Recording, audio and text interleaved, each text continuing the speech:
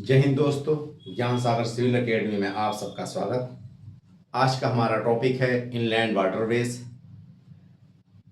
UP PCS mains GS paper 6 के अंतर्गत transportation, जिसमें यूपी पीसीएस ने इस टॉपिक पे ऑलरेडी कुछ क्वेश्चन पूछे हुए हैं। खासकर इनलैंड वाटरवेज अथॉरिटी के बारे में इससे पहले यूपी पीसीएस ने पूछा था, तो इसलिए इस टॉपिक का महत्व और ज़्यादा बढ़ जाता है। दूसरी बात यह है कि इसी साल यानी 2025 में, फरवरी 2025 में उत्तर प्रदेश सरकार ने inland waterways authority of Uttar Pradesh यानी अपने स्टेट की एक इनलैंड वाटरवेज अथॉरिटी बनाई, और जो कि अभी न्यूज़ में भी था, तो इसलिए इस टॉपिक की इम्पोर्टेंस और ज़्यादा बढ़ जाती है। तो हम सीक्वेंस वाइज डिस्कस करते हैं। पहले हम जानेंगे कि what is inland waterways. Inland waterways का मतलब क्या होता है कि जैसे रेलवे के लॉन्च होने से पहले, यानी कि जब रेलवे इंट्रोड्यूस किया गया पूरी दुनिया में, तो रेलवे के आने से पहले मीन्स ऑफ ट्रांसपोर्टेशन में दो साधन बहुत ज़्यादा इम्पोर्टेंट थे। एक तो रोडवेज यानी कि रोड के थ्रू लोग चलते थे, उसमें लोगों की वाहन हो या गाड़ी या बुलक कार्ट्स या बैल भैंसा गाड़ी जो भी है, और रोड के साथ साथ नेवी से लोग चलते थे, यानी कि वाटरवेज को यूज़ करते थे, चाहे वो ओशन में या रिवर के थ्रू। तो ये बात कब से है? रेलवे के इंट्रोड्यूस, दुनिया भर में रेलवे के लॉन्च होने से पहले इसकी इंपॉर्टेंस बहुत ज़्यादा थी वाटरवेज की। वाटरवेज को हम दो तरह से समझ सकते हैं, एक तो इनलैंड वाटरवेज है, एक तो ओपन सी वाटरवेज। ओपन सी उसको हम नेविगेशन भी कहते हैं, जिसको शिपिंग भी कहते हैं। इनलैंड वाटरवेज ये वनली और वनली कॉन्टिनेंट के इनसाइड में ही जब हम किसी वाटर बॉडीज को नेविगेशन के लिए यूज करें तो इसी को कहते हैं इनलैंड वाटरवेज। तो हमारा पहला सवाल क्या है? What is inland waterways? Inland waterways से तात्पर्य क्या है कि किसी भी वाटर बॉडीज को जब हम नेविगेशन के लिए यूज करें, किसी भी वाटर बॉडीज को जब हम नौका दौड़ाने के लिए यूज करें तो इसी को इनलैंड वाटरवेज कहेंगे। दूसरी भाषा में हम इसको कह सकते हैं कि इनलैंड वाटरवेज का मतलब navigation, use of the water bodies for navigation inside the continent. एकदम सिंपल टर्म है, क्योंकि इनलैंड यहां लिखा हुआ, इनलैंड से तात्पर्य इनसाइड द कॉन्टिनेंट। जब हम ओशन के एरियाज में कोई भी वाटरवेज यानी कि ओशन वाटर को यूज करते हैं नेविगेशन के लिए तो वो शिपिंग कहलाता है। और ये जब कॉन्टिनेंट के इनसाइड यूज होगा, किसी महाद्वीप के इनसाइड में, मतलब कि अंदर है, जैसे कि रिवर हो गया, लेक हो गया, क्रीक हो गया, ठीक है, बैक वाटर हो गया, किसी भी वाटर बॉडीज में, या कैनाल हो गया, अगर हम नेविगेशन करते हैं यानी कि उस पर नौका दौड़ाते हैं तो उसको कहेंगे इनलैंड वाटरवेज। ठीक है, तो हम इसको सिंपल टर्म में समझने की कोशिश करते हैं कि what is inland waterways.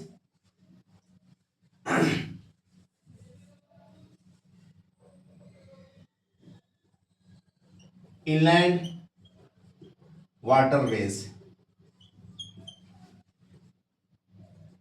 Use of water bodies for navigation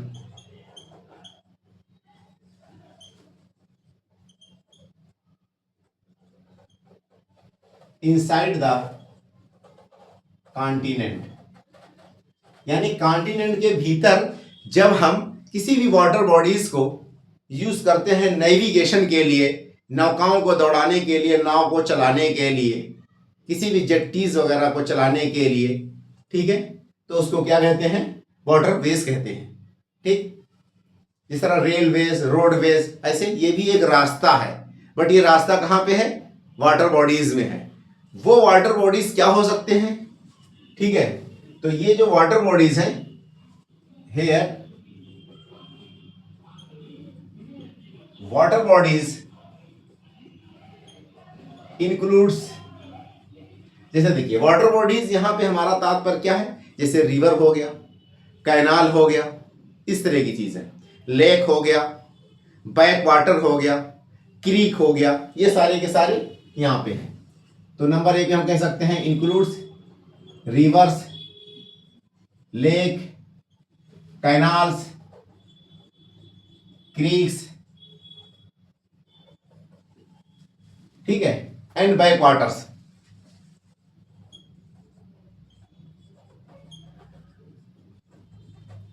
इन सारी जो है वाटर बॉडीज को जब हम नेविगेशन के लिए यूज करें तो उसी को कहेंगे इनलैंड वाटरवेज। पहला पॉइंट, ये बहुत ही चीफ और एक तरह से कहते हैं कि मतलब कि बहुत ही ज्यादा सस्ता पड़ता है, बहुत ही इफिशियंट है, ठीक है, बहुत ही चीफ है और बहुत ही इफिशियंट है, कॉस्ट इफिशियंट है।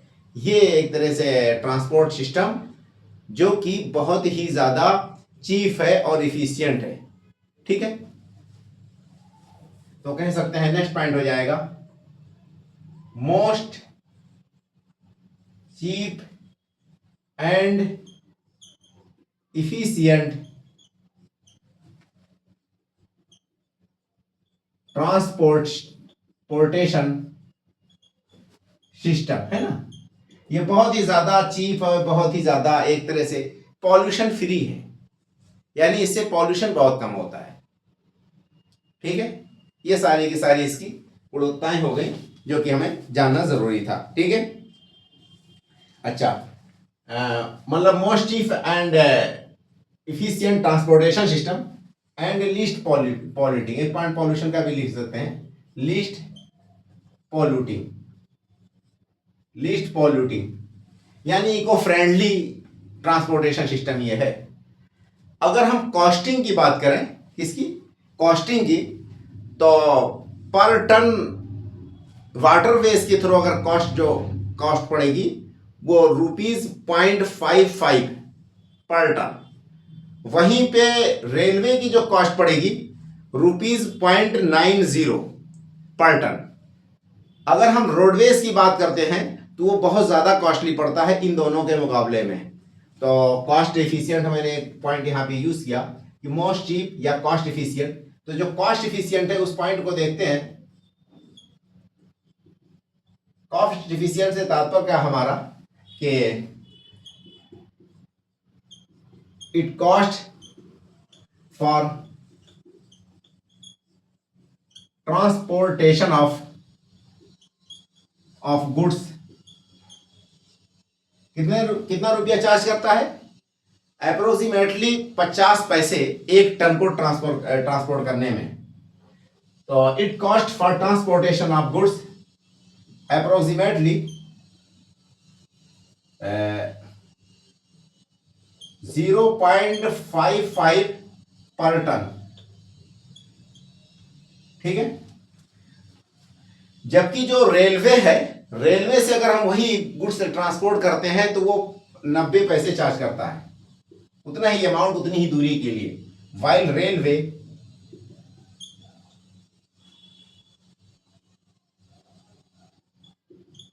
कॉस्टिंग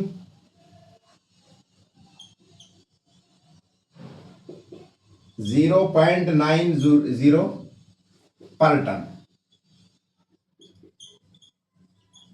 रेलवे का जो है एक टन ट्रांसपोर्ट करने में 90 पैसे लगेगा, वहीं एक टन अगर आप इससे ट्रांसपोर्ट करेंगे इनलैंड वाटरवेज से तो 55 पैसे पड़ेगा, ठीक है। एंड रोडवेज की अगर बात की जाए तो ये अप्रोक्सीमेट इसकी जो कॉस्टिंग आती है 1.50 पर टन, ठीक है। यानी सिमिलर अमाउंट और सिमिलर डिस्टेंस अगर आपको ट्रांसपोर्ट करना है गुड्स को, तो जहां पे इसमें 55 पैसे लगते हैं, यहाँ पे 90 पैसे लगता है, यहाँ पे ₹1.5 लगता है रोडवेज के द्वारा। तो कहीं ना कहीं रोडवेज बहुत ज्यादा कॉस्टली पड़ता है और वो बाकी सारे के सारे सस्ते हैं, ठीक है।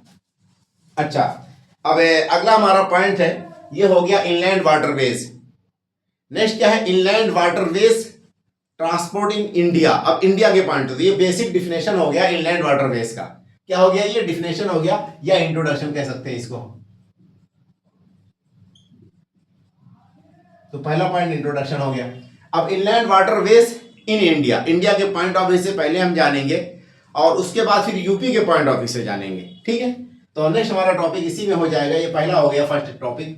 तो सेकंड टॉपिक हमारा इसी से संबंधित जो है inland water veg transportation in India. अब इंडिया में देखते हैं कि इनलैंड वाटरवेज ट्रांसपोर्ट का क्या सिस्टम है, कैसे चैलेंजेस क्या हैं, इसके एडवांटेज क्या हैं या बेनिफिट्स क्या हैं, ठीक है। तो इंडिया के पॉइंट ऑफ व्यू से कुछ पॉइंट्स को जानेंगे। जो इंडिया के बेनिफिट्स हैं वही यूपी के भी होंगे, ठीक है। जो इंडिया में चैलेंजेस हैं वही यूपी में भी है। तो inland water veg transportation in India, ये हमारा टॉपिक हो गया। नेक्स्ट देखिए, water transport, waterways are utilized in India. Waterways are utilized in India for navigation by river. देखिए, सबसे ज्यादा प्रोमिनेंट वे में हम रिवर को ही वाटरवेज ट्रांसपोर्ट के लिए यूज करते हैं। नेक्स्ट पॉइंट में हमारा आएगा कैनाल। नेक्स्ट पॉइंट क्या है? कैनाल है। कैनाल के बाद हमारा नेक्स्ट पॉइंट क्या है? इसी में लेक्स हैं। लेक्स के बाद हमारे पास नेक्स्ट पॉइंट क्या है? कुछ क्रीक्स वगैरह वहां पे भी यूज होता है इंडिया में। And back water. तो इतनी जगहों पे, इतने वाटर बॉडीज को हम वाटर ट्रांसपोर्ट के तौर पे यूज करते हैं इंडिया में, ठीक है। इंडियन गवर्नमेंट ने 2016 में एक एक्ट लॉन्च किया था या इंट्रोड्यूस किया था, और इनलैंड वाटर ट्रांसपोर्ट करके उसका नाम था नेशनल वाटरवेज एक्ट, ठीक है। National waterways act 2016। अब उसके बारे में जान लेते हैं, ठीक है।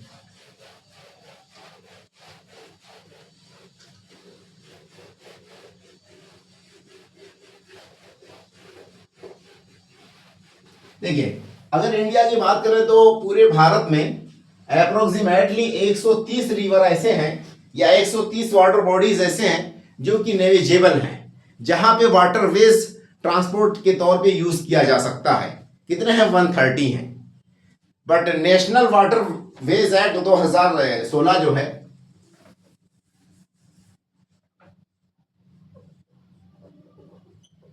नेशनल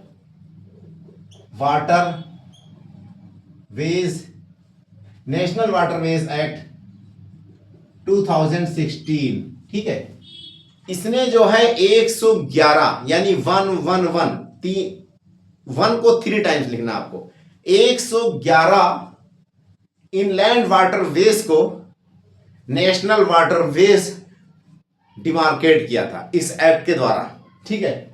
तो national waterways act 2016 has identified 111 national waterways across the India, ठीक है, फ्रॉम 24 स्टेट। कितने स्टेट थे? 24 स्टेट में 111 नेशनल वाटरवेज को इस एक्ट के द्वारा घोषित किया गया है, नेशनल वाटरवेज, ठीक है, एक्ट। तो national waterways act 2016। Next point क्या हो जाएगा?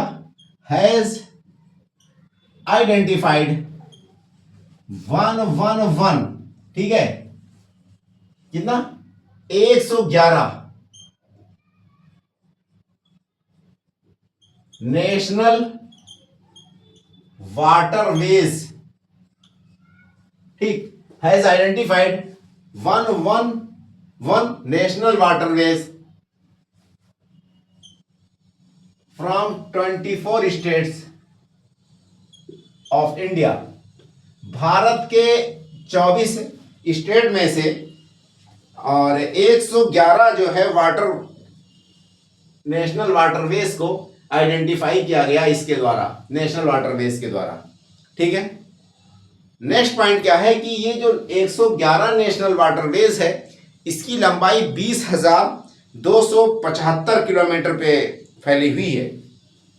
ठीक है, तो हम कह सकते हैं the total length of 111 national inland waterways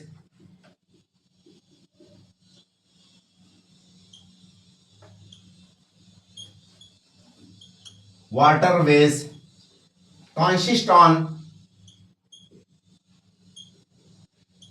कितना 20,275 किलोमीटर। ठीक है, consist on 20,275 किलोमीटर। ठीक है, मतलब कि टोटल लेंथ ऑफ 100 यानी कि 111 national inland waterways consist on 20,000 या स्प्रेड ओवर। ठीक है, स्प्रेड ओवर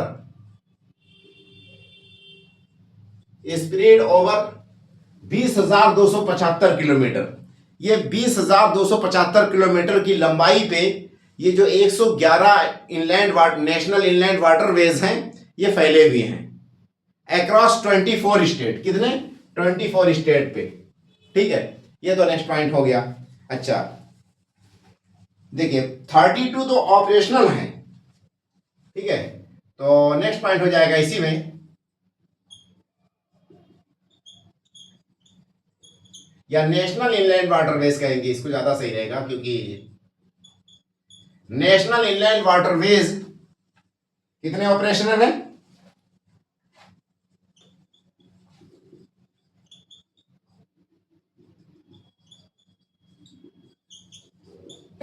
32 जो है ये ऑपरेशनल है। ठीक है, तो 32 नेशनल वाटरवेज जो है आपका ऑपरेशनल है टोटल, या 32 मतलब मान लीजिए कि ये संख्या है एक तरह से, ये नंबर नहीं है। तो 32 नेशनल वाटरवेज एक तरह से ऑपरेशनल है।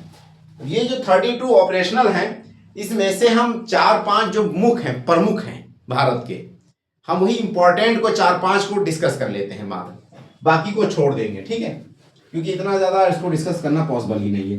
तो 4-5 को हम समझने की कोशिश करते हैं कि some important national inland waterways are as follows. ठीक है, अब वो जो 4-5 इनलैंड वाटरवेज हैं उसी के बारे में हम जानने की कोशिश करेंगे। तो कह सकते हैं इसको, इस पॉइंट को, some important national inland waterways are as follows. कुछ जो इंपॉर्टेंट है खाली उन्हीं को हम जानने की कोशिश करेंगे। नंबर 1 पे हमारा हो जाएगा first point, national waterways number 1 हो गया ये। ठीक है, ये कहां से कहां तक है? नेशनल वाटरवेज फर्स्ट जो है ये प्रयागराज से हल्दिया तक गंगा रिवर पे फैला हुआ है। किस पे? National waterways first. ठीक है, फ्रॉम प्रयागराज टू हल्दिया। एक पॉइंट तो ये हो गया।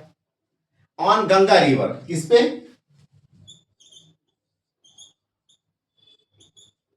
ठीक है, दूसरा पॉइंट। और ये कौन कौन से गुड्स इसके में मेनली जो है ट्रांसपोर्ट होते हैं वो भी बहुत इंपॉर्टेंट है। तो use for goods transportation, good transportation इसमें क्या है? नंबर 1 पे हम कह सकते हैं कि जैसे जूट है उस एरिया में बहुत ज्यादा प्रसिद्ध है नहीं? वेस्ट बंगाल वगैरह में जूट, इसके लिए पूरी जो हुगली रिवर है वो भी इसमें है। ये गंगा का मतलब गंगा नहीं है, इस पूरे उस पे 3 इंपॉर्टेंट रिवर हैं। एक तो आपका ये कह सकते हैं कि हम गंगा रिवर है, दूसरे नंबर पे ये हुगली है, और तीसरे नंबर पे भगीरथी है यहाँ पे कोई। ये 3 रिवर को मिला करके नेशनल इनलैंड वाटरवेज है। ये कितने पे? 3 रिवर पे ये आधारित है, नेशनल वाटरवेज फर्स्ट। 3 रिवर पे ये आधारित है, गंगा पे खाली नहीं है, ये तीनों रिवर पे है। तो गुड ट्रांसपोर्टेशन क्या क्या होता है इसमें? जूट हो गया, कोल हो गया, आयरन ओर है, and agri produce, rice wise जैसे ज्यादातर है ना, इससे ट्रांसपोर्ट होता रहता है। तो इसका यूज ये हो गया। नेक्स्ट पॉइंट आपका सेकंड नंबर पे हो जाएगा, नेशनल वाटरवेज जो है सेकंड। तो इसको हम इस तरह से लिख सकते हैं, नेशनल वाटरवेज सेकंड। ये आपका सादिया जो है और डिब्रूगढ़, तो डिब्रूगढ़ से लेके सादिया तक ब्रह्मपुत्रा रिवर पे ये है। कहां पे? फ्रॉम डिब्रूगढ़ टू सादिया, ठीक है, ऑन ब्रह्मपुत्रा रिवर।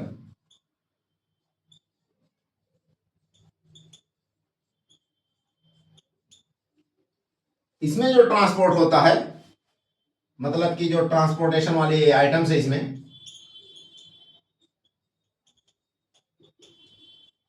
देखिए जूट यहां पे भी रहेगा, बट यहां पे टी आ जाएगा क्योंकि टी बहुत ज्यादा वहां पैदा होता है। उसके अलावा देखिए राइस है, राइस के अलावा यहां पे कोल ओल भी आज के टाइम पे होने लगा है ट्रांसपोर्ट, और टिम्बर वगैरह। टिम्बर का मतलब कॉमर्शियल वुड, वो लकड़ी जो कॉमर्शियल पर्पस के लिए यूज किया जाए उसको टिम्बर कहते हैं। पल्प का मतलब कि जो पेपर जिससे बनता है उस वाले वुड को पल्प कहते हैं। ठीक है, बस माइनर डिफरेंसेस हैं। तो ये 2 पॉइंट हो गया। तीसरे नंबर पे हमारा जो इनलैंड वाटरवेज है वो वहां पे है, क्या कहते हैं, केरला में है आपका।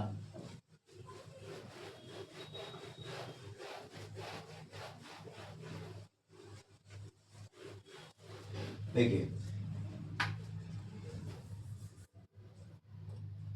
थर्ड नंबर का हो जाएगा नेशनल वाटरवेज थर्ड है, ये आपका केरला का है, कोल्लम से लेकर के टू कोट्टापुरम। और वहां पे कुछ कैनाल है जैसे उद्योग मंडलम वगैरह के नाम से, वो भी इंपॉर्टेंट है, यानी कि coastal back water of Kerala. ठीक है, तो कोट्टापुरम यानी कि चंपाकरा एंड उद्योग मंडल कैनाल, इसी का एक्सटेंशन है, मतलब उसी में एक्सटेंशन टाइप है ऐसे। उसका नाम है चंपाकरा एंड उद्योग मंडल कैनाल।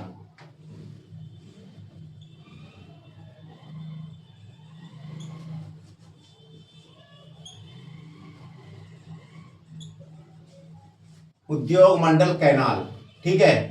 ये आपका जो है back water of Kerala, mainly इसको हम कह सकते हैं आसान शब्दों में बैक वाटर ऑफ केरला।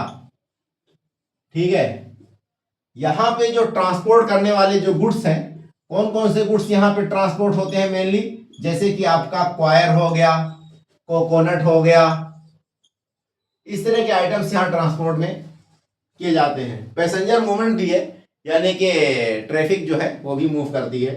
उसके अलावा नेक्स्ट आपका फोर्थ नंबर हो जाएगा, तो नेशनल वाटरवेज फोर्थ, ये आपका आंध्रा में जो कोस्टल बेल्ट है, ठीक है, तो कोस्टल आंध्रा पे ये फैला हुआ है, तो ईस्ट कोस्ट कैनाल जो है वो सारे इसी में आते हैं। तो काकीनाडा से लेकर के आपका पांडिचेरी तक फैला हुआ है। ठीक है, कहां से? काकीनाडा टू पांडिचेरी या पुडुचेरी, है ना, जो भी लिख दीजिए, तो काकीनाडा टू पुडुचेरी। और इस पे मेनली जो रिवर्स हैं वो lower course of Godavari, Krishna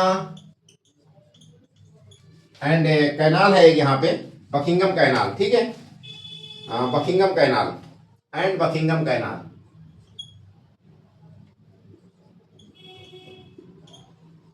Buckingham canal ये एक्चुअल ब्रिटिश पीरियड से ही चला रहा है, और ब्रिटिश ने बनाया था यहाँ से आंध्रा से लेकर के वहाँ क्या कहते हैं पांडिचेरी तक। वाटर मतलब पोर्टेबल वाटर, पीने वाले पानी को वहां सप्लाई करने के लिए मेनली।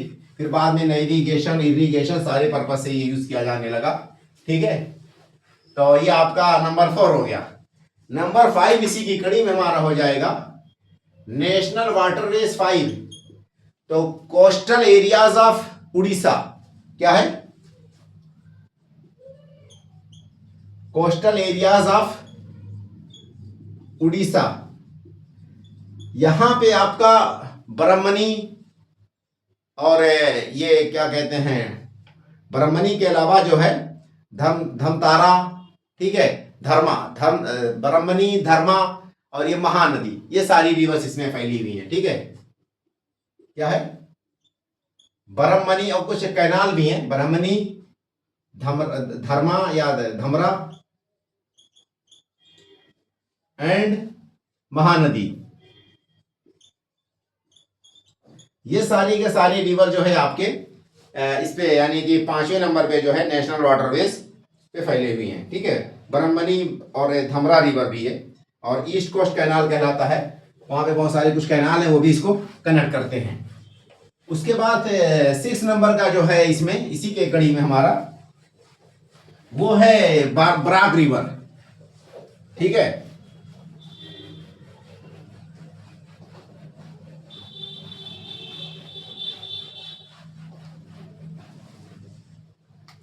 तो नेशनल वाटरवेज जो 6 है वो आपका बराक रिवर है।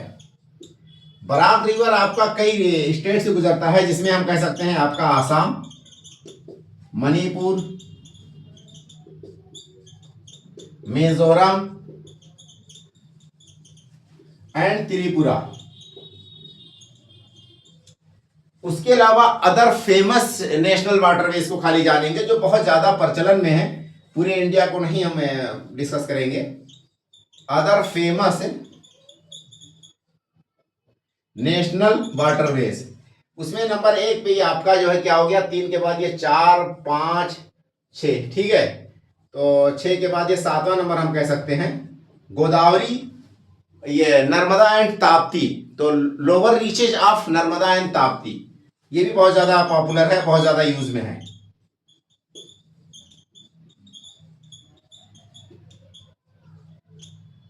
Of Narmada and Tapti.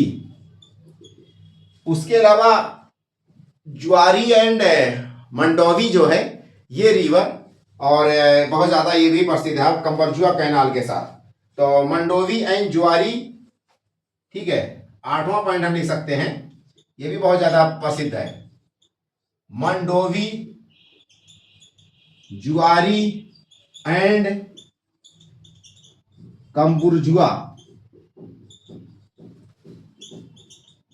Canal in Goa. इस पे आपका आयरन ओर और मैग्नीज वगैरह मेनली ट्रांसपोर्ट के लिए यूज होता है, आयरन ओर एंड मैग्नीज। तो ये सारे के सारे इंपॉर्टेंट रिवर्स हो गए, और जो जिसपे कि नेविगेशन बहुत ज़्यादा पॉपुलर है पूरे भारत भर में, और ये जानना भी आप लोगों के लिए बहुत ही ज़्यादा इम्पोर्टेंट था। ठीक है,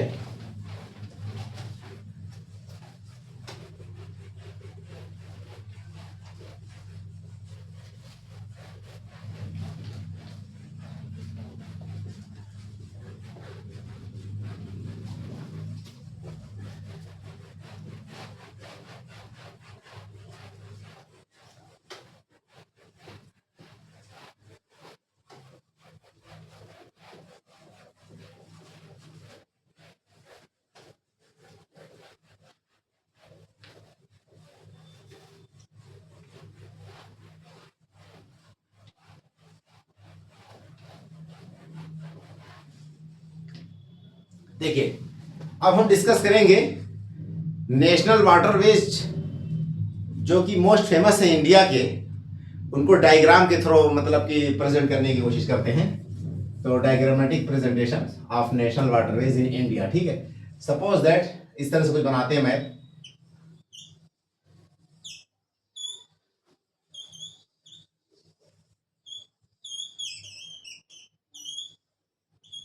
ठीक है। इस तरह से इंडिया का सपोज दैट कुछ मैप है मान लेते हैं। तो पहले नंबर पे हमने यहां से डिजाइन कर लिया। ये मान लीजिए कि आपका कहीं ना कहीं रिवर गंगा है। कहां से आ रही है? यहां से कुछ इस तरह से रिवर गंगा है। तो रिवर गंगा को हमने लिख दिया यहां पे नेशनल वाटरवेज, ये फर्स्ट है। यहां पे कहीं पे आप प्रयाग लिखेंगे, प्रयागराज, और यहां पे हल्दिया लिखा जाएगा। ठीक है। और इसको ऐसे एक लाइन डॉटेड आपको बनाया जाएगा। हेडिंग क्या होगा इसका?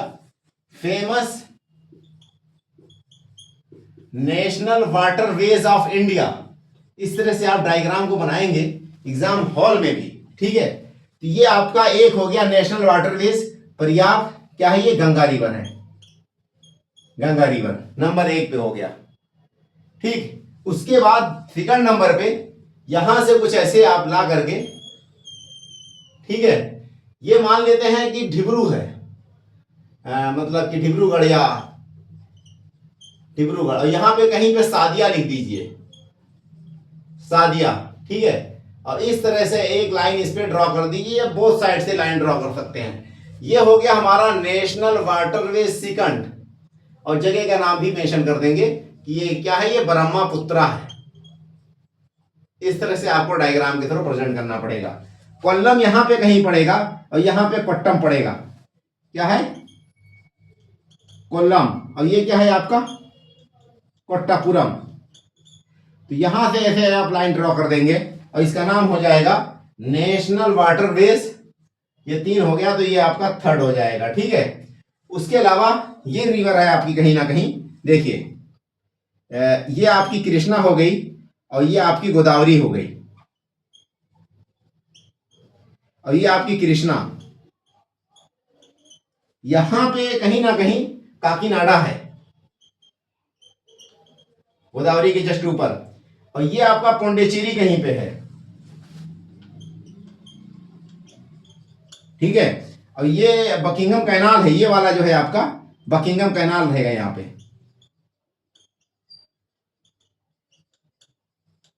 और भी कैनाल बहुत सारे हैं। और इसको कुछ इस तरह से आप ड्रॉ कर दीजिए ऐसे।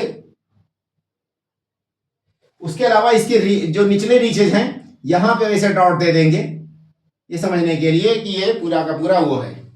उसके अलावा ये आपका हो गया नेशनल वाटरवेज। नेशनल वाटरवेज आपका थर्ड के बाद ये 4 हो जाएगा। यहां पे आपका ब्रह्मणी, ये ब्रह्मणी, ये महानदी, ये ब्रह्मणी, और यहीं पे कहीं धमरा करके भी एक रिवर है, बट इसको ऐसे ड्रॉ कर देंगे और इसको मिला भी देंगे यहां पे आप, और ये हो जाएगा आपका नेशनल वाटरवेज 5। ठीक है। उड़ीसा कोस्ट, उड़ीसा को समझने के लिए सफिशियंट है। उसके अलावा यहां पे कहीं पे एक रिवर बराक है, ये है बराक रिवर। ये आपका नेशनल वाटरवेज 6 पड़ेगा। इसके भी आजू बाजू ऐसे थोड़ा सा या दोनों साइड से भी ड्रॉ कर सकते हैं। ठीक है। उसके अलावा यहां पे आपका जो है ये वाला नर्मदा, तापी, इसके लोअर रीचेज में इस तरह से कहीं ड्रॉ कर दीजिए थोड़ा सा, ये वाला बेल्ट। ठीक है। उसके अलावा यहां गोवा है, ये वाला बेल्ट। यहां पे गोवा में क्या है? गोवा, इसमें ज्वारीय मंडावी एंड मंडावी, ये दोनों जो है एक तरह से रिवर हैं। ठीक है। गोवा वाला भी। तो इतने सारे फेमस हैं आपके नेशनल वाटरवेज इंडिया के पॉइंट ऑफ व्यू से, और ये सारे के सारे हमने ड्रॉ कर दिया। ठीक है। अब नेक्स्ट पॉइंट आपका इसी के कड़ी में बेनिफिट्स, ये बहुत ज्यादा इंपॉर्टेंट है बेनिफिट्स। ठीक है। तो हमारा नेक्स्ट टॉपिक क्या हो जाएगा? बेनिफिट से रिलेटेड।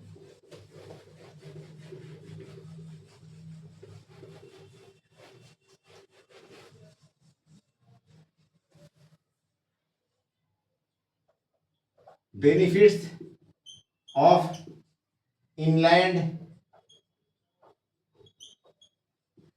वाटर ट्रांसपोर्ट, है नहीं? देखिए इसके बेनिफिट्स क्या क्या हैं। तो पहला पॉइंट है ये आपका कॉस्ट इफेक्टिव है। ये कॉस्ट इफेक्टिव। ठीक है, कॉस्ट इफेक्टिव का मतलब क्या है कि इस पे 60% कॉस्ट, कम कॉस्ट पड़ता है अगर कंपेयर करते हैं रोड के। रेलवे के कंपैरिजन में 20% इस पे कम कॉस्ट लगता है, तो ये कॉस्ट इफेक्टिव है, पहला पॉइंट। नेक्स्ट पॉइंट इसी में है आपका फ्यूल इफिशियंट है ये। ठीक है, अगला पॉइंट इसी में जो है फ्यूल इफिशियंट है ये। फ्यूल इफिशियंट का मतलब कि पर टन केजी जितनी जो ट्रांसपोर्ट अगर कोई चीज करते हैं तो जितना इस पे फ्यूल लगेगा उससे कहीं ज्यादा रोड और रेलवे में लगता है, इसलिए ये फ्यूल इफिशियंट है। पर टन किलोमीटर, पर टन किलोमीटर ट्रांसपोर्ट करने पे जितना फ्यूल इस पे लगेगा इनलैंड वाटर ट्रांसपोर्ट पे, उससे कहीं ज्यादा फ्यूल आपका कंज्यूम होता है किस पे, रेलवे ट्रांसपोर्ट पे और रोडवेज ट्रांसपोर्ट पे, तो इसको कहते हैं फ्यूल इफिशियंट। नेक्स्ट पॉइंट ये आपका इको फ्रेंडली भी है।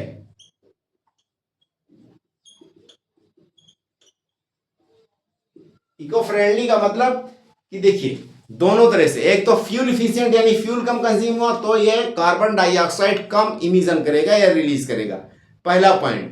तो लेस जो है कार्बन डाइऑक्साइड इमिशन होगा इसके द्वारा, है नहीं, लेस CO2 इमिशन।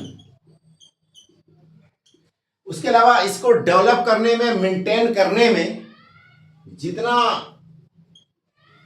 ज्यादा लॉस आपका रेलवे या उसके ट्रैक्स पे होता है उतना नहीं होगा इसमें उसके मुकाबले में। ठीक है, मतलब होगा इसमें भी बट उसके मुकाबले में कम लॉस होता है। ठीक है, क्योंकि ऑलरेडी रिवर फ्लो कर रही होती है, अब आपको उसी को नहका चलाना है, तो ये इको फ्रेंडली भी है।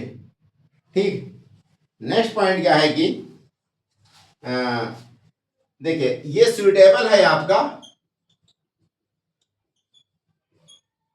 For bulky and heavy goods transportation. बल्कि और हैवी गुड्स ट्रांसपोर्ट करने के लिए बहुत ज्यादा सूटेबल है। ठीक है, देखिए नेक्स्ट पॉइंट क्या है कि ये एक अल्टरनेटिव आपके पास मीन्स ऑफ ट्रांसपोर्टेशन है। क्या है, अल्टरनेटिव मीन्स ट्रांसपोर्टेशन है, जिसके कारण रोड पे और रेलवे पे जो लोड है वो भी कम हो जाएगा। अगर हम इसको चला लें, यूटिलाइज कर ले जाएं, इसकी पूरी पोटेंशियल को हार्नेस कर ले जाएं, तो जो लोड है रेलवे पे या रोडवेज पे वो रिड्यूस हो जाएगा। ठीक है, तो alternate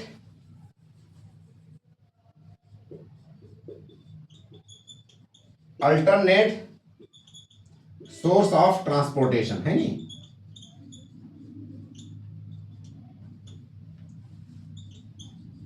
reduces load from road and rail। Railway और रोडवेज का जो लोड है उसको कहीं ना कहीं ये घटाता है। एक तो ये पॉइंट हो गया। ठीक है, बट उतना ज्यादा स्पीड नहीं होती इसमें जितनी कि रेल और रोड में होती है। ठीक है, स्पीड के पॉइंट ऑफ व्यू से ये उतना ज्यादा कन्वीनियंस नहीं है। तो एक पॉइंट ये कह सकते हैं कि इसमें स्पीड उतनी ज्यादा नहीं होती जितनी कि फास्ट मोबिलिटी किसके द्वारा होती है, रेलवे और रोड के द्वारा। तो एक पॉइंट ये भी लिख दें, but not as fast as rail and road, है ना, मतलब उतनी तेज इससे स्पीड नहीं, चाहे पैसेंजर हो चाहे फ्लाइट हो कुछ भी हो, आप मूव करा सकते जितने की रेल और रोड होती है। उसके अलावा ये लेबर इंटेंसिव है, यानी एम्प्लॉयमेंट भी जनरेट करता है। क्या है, ये अगला पॉइंट हमारा 6 हो जाएगा, यहां लिख देता हूं, लेबर इंटेंसिव है ये, मतलब कि एम्प्लॉयमेंट जनरेट करता है।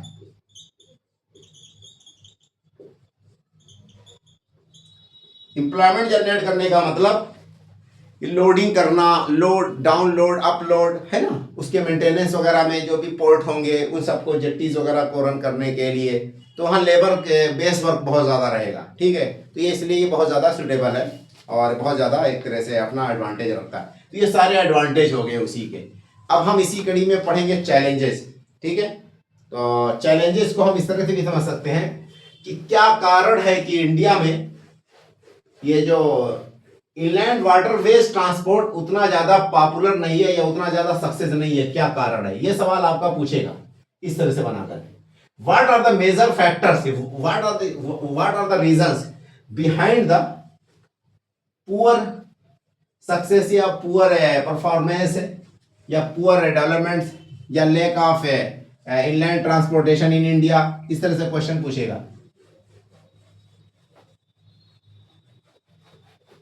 तो हमारा नेक्स्ट पॉइंट हो जाएगा चैलेंजेस से रिलेटेड, है नी, तो हम उसको इस तरह से कुछ समझते हैं। नेक्स्ट पॉइंट हमारा क्या है, चैलेंजेस।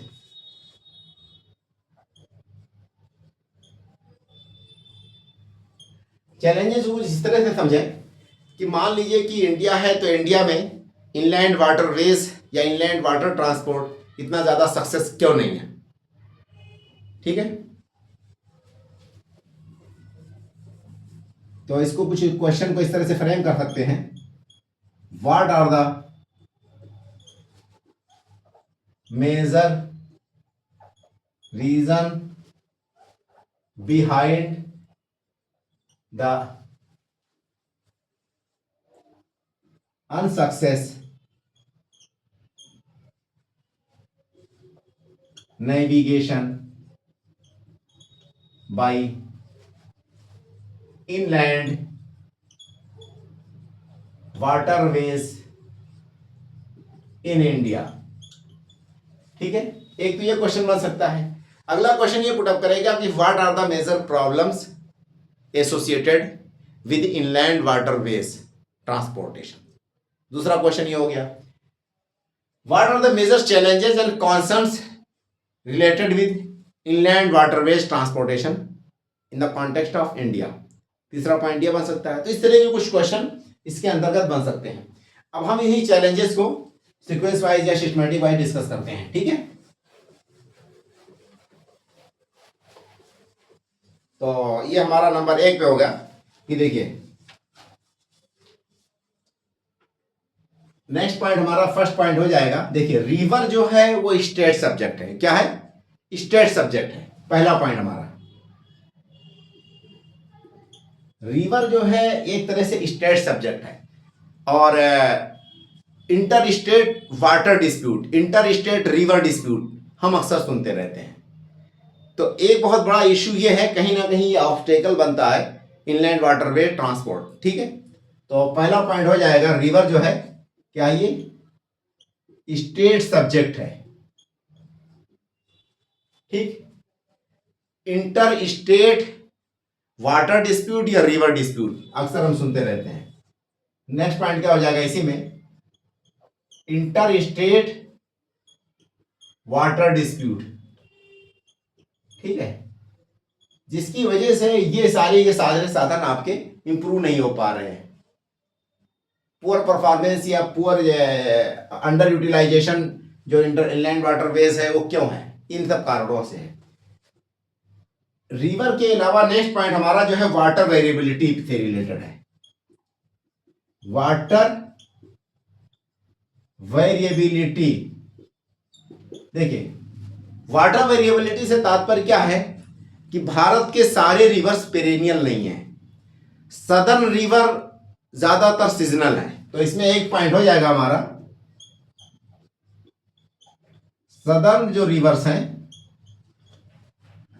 सीजनल रिवर्स हैं, एक पॉइंट। नेक्स्ट पॉइंट क्या है कि मतलब कि एक फ्लो में वाटर जो रिवर का वाटर है फ्लो है, उसके फ्लो में भी इंटरप्शन होता रहता है। ठीक है, इंटरप्शन या रुकावट होती रहती है। प्रॉपर रिवर एक फ्लो में उसमें नहीं फ्लो करते हो, तो वाटर की कमी भी होती रहती है। तो इरेटिक, इसको लिखेंगे इस तरह से, erratic flow of river water.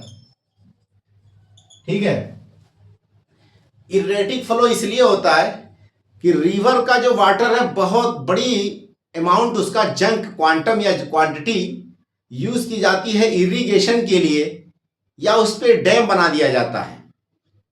ठीक है, तो erratic flow of reverse because of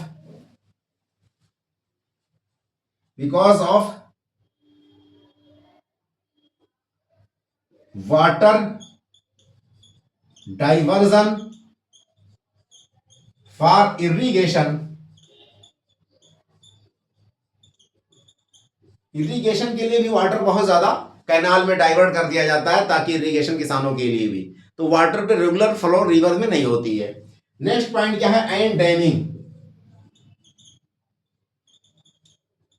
dam बना दिए जाते हैं कभी कभी रिवर पे बहुत बड़े बड़े, जिसकी वजह से उसके फ्लो में वो कमी आ जाती है। तो ये सारे के सारे जो है कहीं ना कहीं एक तो फ्लक्चुएट होते हैं।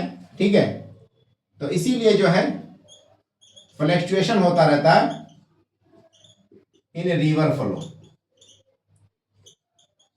देयरफॉर फ्लक्चुएशन होता है रिवर फ्लो में। अगला पॉइंट हमारा रिवर कोर्स से संबंधित है, मतलब कि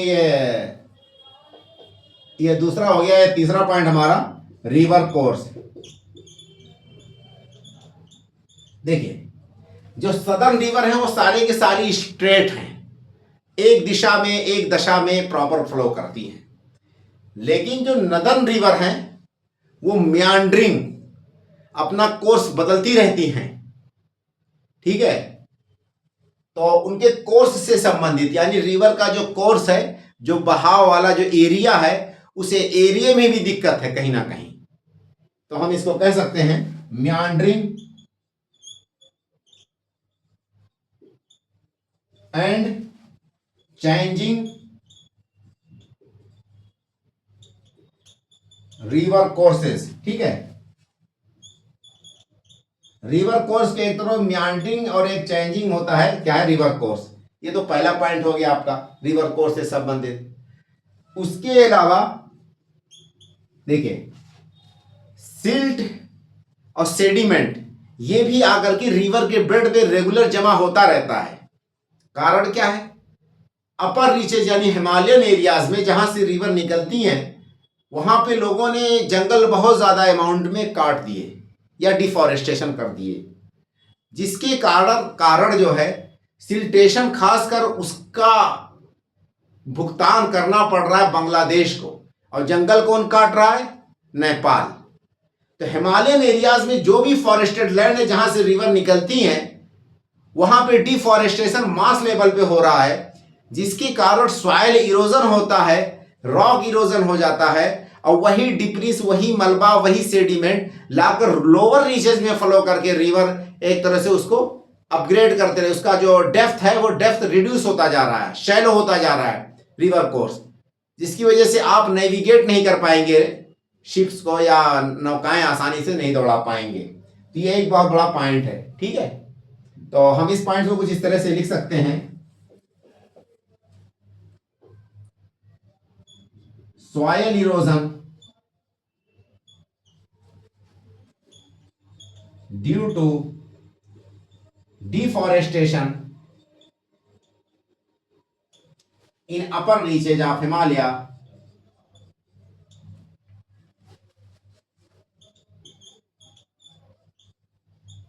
ठीक है, तो अपर रीचेज का मतलब नेपाल में मेनली, कि नेपाल कास्ट सेडिमेंटेशन सिल्टेशन। ठीक है, जो लोअर कोर्स होता है, जैसे आपका यूपी, बिहार, बांग्लादेश, बंगाल, इन सब एरियाज में वो ला करके मलबा, सिल्ट वगैरह जमा करती हैं। ठीक है, cast siltation सेडिमेंटेशंस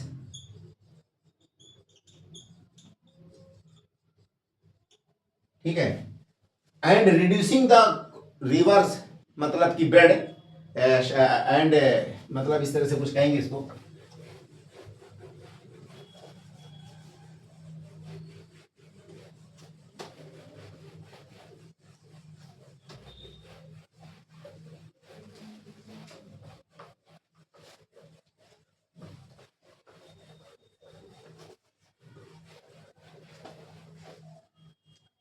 and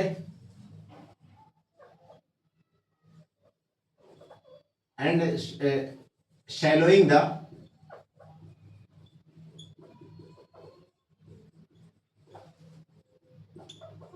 river bed, है ना। तो रिवर जो बेड है वो शैलो हो जा रहा है, यानी उसकी गहराई कम हो जा रही है। रिवर जो बेड है, क्योंकि उस पर सेडिमेंट सिल्ट वगैरह करके टाइम टू टाइम डिपॉजिट होते रहते हैं, जिसके कारण जो है। अगला पॉइंट क्या है, इसी की कड़ी में ये दूसरा हो गया, ये तीसरा हो जाएगा हमारा। जो अपर रीचेज होती हैं हिमालय की, जहां से ज्यादातर रिवर निकलती हैं, आपने देखा होगा कि रैपिड, कास्केड्स, वाटरफॉल्स, इस तरह की समस्याएं हैं। तो रिवर डायरेक्टली एक दिशा में, एक लेवल में नहीं फ्लो करती है, कहीं पे ऊपर चढ़ती है, कहीं पे नीचे गिरती हैं।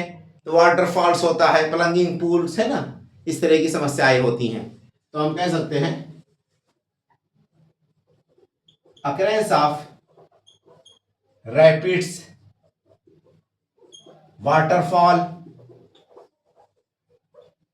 and cascade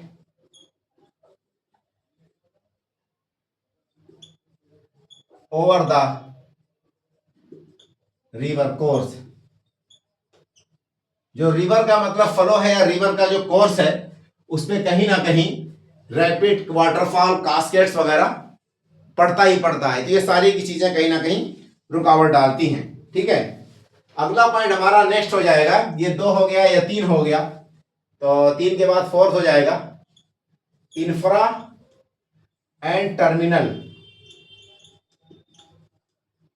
रिलेटेड इश्यूज, है ना। देखिए, इंफ्रास्ट्रक्चर से रिलेटेड अगर बात की जाए या टर्मिनल से रिलेटेड बात की जाए, तो वो भी कहीं ना कहीं उसकी भी पॉसिटी है या कमी है। तो टर्मिनल बहुत ज्यादा अपने यहाँ उतने एडवांस नहीं है। रिवर का जो फेयरवे है वो प्रॉपर डेवलप नहीं है अपने यहाँ। तो उसके अलावा मार्किंग, लाइटिंग, इंडिकेटर्स वगैरह, लाइट में जो जरूरत होती है रात में, उसकी भी समस्या अपने यहाँ। दूसरा पॉइंट, जो पोर्ट है वो बहुत ज्यादा एडवांस या डेवलप नहीं है। टर्मिनल्स वगैरह, जेट्टीज वगैरह बहुत ज्यादा आपके जो है इस टाइम में लोगों के पास है नहीं कि वो जो है इंस्टॉल कर सके हैं। तो हम इस पॉइंट को कह सकते हैं कुछ इस तरह से कि infra and terminal related issues. तो उसमें नंबर 1 पे हमारा हो जाएगा कि absence of lighting, marking and indicators at nights. Number 1 तो ये पॉइंट हो गया। नंबर दूसरा पॉइंट क्या है कि जो ब्रिजेस होते हैं वो थोड़ा सा नीचे होते हैं, मतलब कि उनकी हाइट बहुत ज्यादा ऊंची नहीं होती है। तो उस पॉइंट को कुछ इस तरह से लिखा जाएगा, इनएडिक्वेट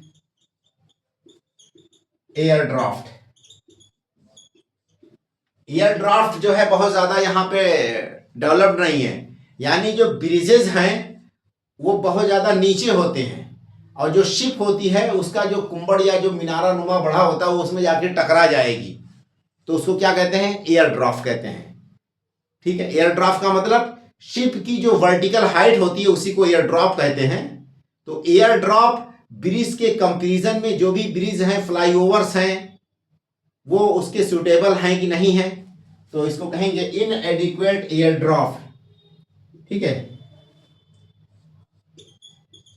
लोअर हाइट्स ऑफ ब्रिजेस, ये भी सारी की सारी समस्याएं हैं। ठीक है, तो नॉट प्रॉपर मैनेजमेंट या development of fairways, improper developed fairways. Fairways से तात्पर्य क्या है कि जो रिवर होती है, रिवर में जितनी नौकाएं दौड़ती हैं वो कोस्ट से या तट के तरफ से नहीं दौड़ती हैं, वो बीचों बीच से चलती हैं। तो वो एरिया जहां से नेवी मूव करती है, या शिप या आपकी नौकाएं चल रही हों, या जेट्टीज वगैरह चल रही हों, उस एरिया को, पार्टिकुलर रिवर कोर्स के उस एरिया को कहते हैं फेयरवेज। वेज का मतलब रास्ता, जैसे एयरवेज, वाटरवेज, ऐसे फेयरवेज। तो फेयरवेज से तात्पर्य कि वो हिस्सा नदी का या कैनाल का जहां पे जहां पे जेट्टीज, बोट्स, शिप्स, ठीक है, ये एक्चुअली मूव करती हैं, तो उस पार्टिकुलर हिस्से को क्या कहते हैं, फेयरवेज कहते हैं। तो जो फेयरवेज है वो भी बार बार आपको ड्रेजिंग करना पड़ेगा, यानी वहां से जब सिल्टेशन हो तो उसकी डेप्थ को मेंटेन करना पड़ेगा। तो डेप्थ मेंटेन प्रॉपर किया नहीं जाता टाइम टू टाइम, इसलिए समस्याएं कहीं ना कहीं आपको, तो इम्प्रॉपर डेवलप्ड फेयरवेज कहेंगे हम, because not maintaining the depth, ठीक है, ऑफ द रिवर कोर्स की जो डेप्थ है उसको टाइम टू टाइम मैनेज नहीं किया जाता। ये सारी की सारी सुविधाएं होती रहते हैं, ठीक है। अगला पॉइंट हमारा इसी में 5 नंबर हो जाएगा, लिमिटेड इंटर मॉडल कनेक्टिविटी। बहुत इंपॉर्टेंट पॉइंट है, limited inter model connectivity. Limited inter model connectivity से तात्पर्य क्या है कि जो वाटरवेज है, रोडवेज है और रेलवेज, वो क्या आपस में एक दूसरे से कनेक्टेड है कि नहीं है। तो क्योंकि अगर रोडवेज स्पेशली आपका कहीं ना कहीं वो फीडर सर्विस के लिए काम होता है, यूज होता है, तो roadways as a feeder service available है कि नहीं है। एज ए फीडर सर्विस अगर रोडवेज अवेलेबल नहीं होगा, यानी प्रॉपर वहां पे रोड डेवलप नहीं होगा, तो कोई भी पोर्ट सक्सेस नहीं होगा, कोई भी नेविगेशन या कोई भी इनलैंड वाटरवेज सक्सेस नहीं होगा जब तक वहां पे फीडर सर्विस अवेलेबल ना हो। फीडर सर्विस चाहे आपका रोडवेज की शक्ल में हो, चाहे वो आपका किसके रूप में हो, रेलवे के रूप में हो, तो फीडर सर्विसेज भी वहां पे अवेलेबल होनी चाहिए। जैसे देखिए मेट्रो है, मेट्रो के सक्सेस होने का दिल्ली का कारण ये क्या है कि फीडर बसेस बहुत सारी चलती हैं। जो भी लोकेलिटी है, कॉलोनीज हैं दिल्ली के, वो सारे के सारे मेट्रो से रोड के द्वारा कनेक्टेड हैं। या ऐसा समझिए कि मेट्रो के सक्सेस होने का कारण दिल्ली का एक ये भी है, या बहुत बड़ा कारण है, कि जितने भी कॉलोनीज हैं वो रोड के द्वारा मेट्रो स्टेशन से कनेक्टेड हैं। तो रोड से लोग मेट्रो स्टेशन पे पहले पहुंच जाते हैं, चाहे वो बाइक से या फीडर बसेस से, तो उनको कहा जाता है फीडर रोड, फीडर सर्विसेज, ठीक है। तो फीडर सर्विसेज जितना स्ट्रांग होगा उतना ही ज्यादा ये सुविधाएं आपकी डेवलप्ड होंगी। तो इसीलिए इस पॉइंट को कह सकते हैं लिमिटेड इंटरकनेक्टेड इंटरमॉडल कनेक्टिविटी। तो इंटरमॉडल से तात्पर्य क्या है आपका, वो सारी की सारी limited intermodal connectivity between roadways, railways and waterways,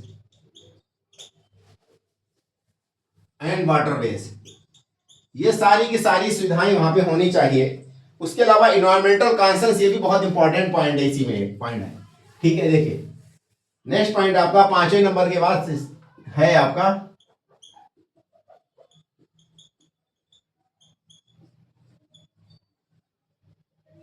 देखिए इन्वायरमेंटल कॉन्सेंस से तात्पर्य क्या है कि पहले नंबर पे हम जान लेते हैं कि जो मैंने फेयरवेज बताया है आपको, एक पॉइंट यहाँ पे, यानी कि इसके कोर्स को आपको पार्टिकुलर टाइम पे हर टाइम आपको डेप्थ करना पड़ेगा। तो उसको जब डेप्थ करते हैं वहां से मिट्टी या मलबा या मटेरियल निकाला जाता है, ताकि वो रिवर के फ्लो कर वाटर फ्लो होता रहे प्रॉपरली और उसका डेप्थ मेंटेन रहे।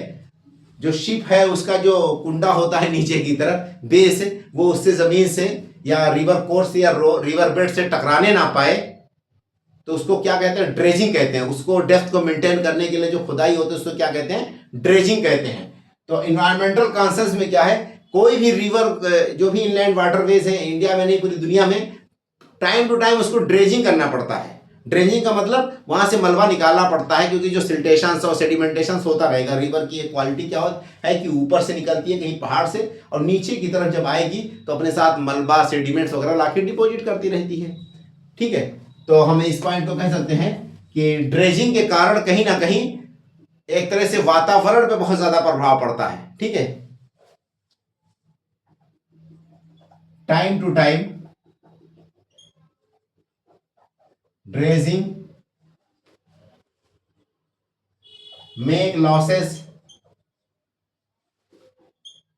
to fauna and flora of locality, एक तो ये हुआ। उसके अलावा जब भी कोई चीज आप वाटर पे अगर कोई भी चीज यूज होगी तो उसके कारण भी कहीं ना कहीं पॉल्यूशन होगा, जो भी एक्वाटिक लाइफ है वो भी एक तरह से डिस्टर्ब होंगी। ठीक है, तो डिस्टर्बिंग द एक्वाटिक लाइफ। ठीक है, एक पॉइंट हुआ। जब हम टर्मिनल बनाएंगे या पोर्ट्स बनाएंगे इसके लिए वाटरवेज के लिए, तो वहां पे बहुत सारे हम कह सकते हैं कि जो फ्लड प्रोन एरिया, मतलब कि वो रिवर के साइड में एक फ्लड प्रोन यानी कि रिवर का एक तरह से बेड कहलाता है वो। ठीक है, तो रिवर के साइड में जहाँ पे जो चीज़ें बनाई जाएंगी तो वहाँ पे बहुत सारे पेड़ आपको काटने पड़ेंगे, तो डिफॉरेस्टेशन होगा। ठीक है, तो इसके कारण कहीं ना कहीं आपको दिक्कत आएगी। ठीक है, तो इस पॉइंट को भी लिख सकते हैं, deforestation for development of port. Dhamtara करके जगह थी वहां पे महाराष्ट्र में, वो बहुत बड़ा बेस्ट एग्जांपल है आपका। वहां पे डिफॉरेस्टेशन बहुत बड़े लेवल पे हुआ था। धर्मतार पोर्ट, ठीक है, महाराष्ट्र धर्मतार पोर्ट जैसे कि है मिसाल के तौर पे धर्म तार पोर्ट, ये महाराष्ट्र में है। तो यहाँ पे डिफॉरेस्टेशन हुआ था, किसका हुआ था? मैंग्रोव का हुआ था। एक्चुअल में मैंग्रोव बहुत सारे वहाँ पे हैं, उनका एक तरह से डिफॉरेस्टेशन हुआ था। ठीक है, और ये सारे के सारे कहीं ना कहीं जब भी कोई चीज़ एक्स्ट्रा वो होगी तो रिवर बेड को भी डिस्टर्ब करेगी, एक्वाटिक लाइफ को, फाना फ्लोरा, वो कहीं ना कहीं उससे डिस्टर्ब होंगे। अब इसी कड़ी में हम देखते हैं कि इंडियन गवर्नमेंट ने कौन कौन सी स्कीम लॉन्च की इसके लिए। ठीक है,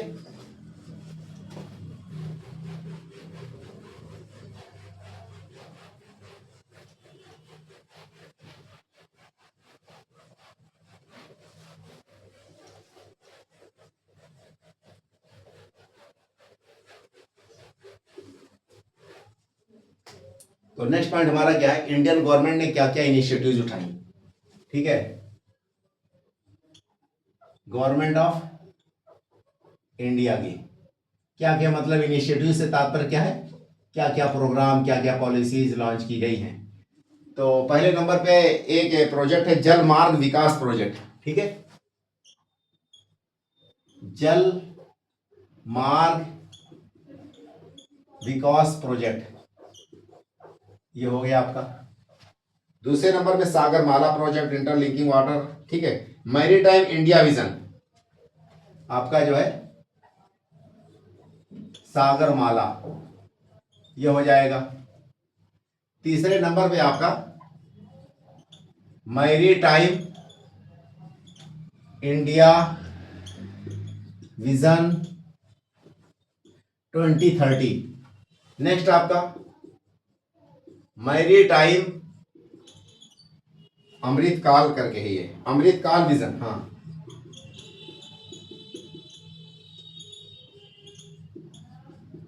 अमृतकाल विजन 2047। नेक्स्ट पॉइंट आपका जो है inland waterways development council, inland waterways